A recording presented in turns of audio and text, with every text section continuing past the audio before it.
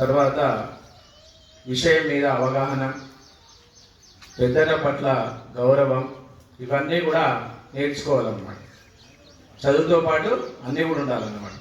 చదువది ఎంత గలిగిన రసజ్ఞత ఇంచుక చాలకున్న ఆ చదువు నిరర్ధకంబు, గుణ సంవితులెవ్వరు మెచ్చరెచ్చడం బదులుగా మంచి కూర చేసినందు నింపదవేడు, నుపులేక రుచి పుట్టగా నేర్చునటయ్య భాస్కర.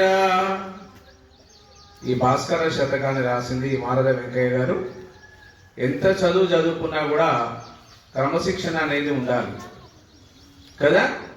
అలాగే ఎంత మంచి కూర వండినా కూడా ఉప్పు లేకపోతే ఏమవుతుంది? చప్పగా ఉంటుంది, అంటే రుచిగా ఉండదు.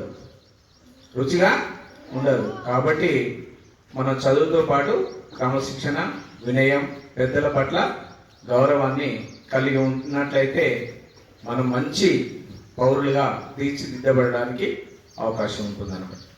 Thank you.